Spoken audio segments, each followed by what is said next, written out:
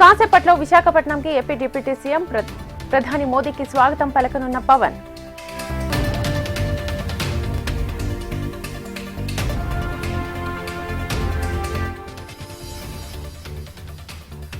Karimnagar parliament BJP convener Praveen రావుకు SIT పిలుపు. Phone tap అయినట్లుగా గుర్తించడంతో స్టేట్మెంట్ ఇవ్వాలన్న అధికారులు.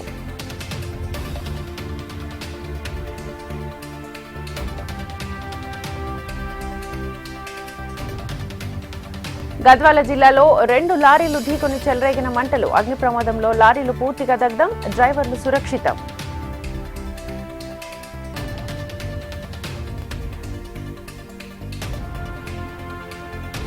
తెలంగాణలో ఉపరితల ఆవర్తనం. ఇవాళ రేపు భారీ వర్షాలు పడే ఛాన్స్.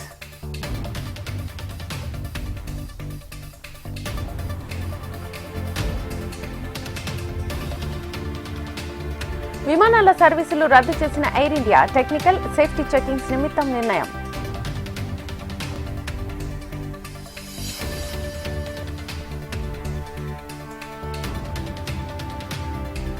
రాష్ట్రపతికి జన్మదిన శుభాకాంక్షలు తెలిపిన ప్రధాని. అణగారిన వర్గాల సాధికారతకు ముర్ము కృషి చేశారన్న మోదీ.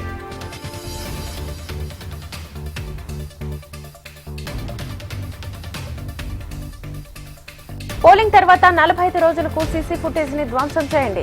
రాష్ట్ర ఎన్నికల సంఘాలకు ఈసీ ఆదేశాలు.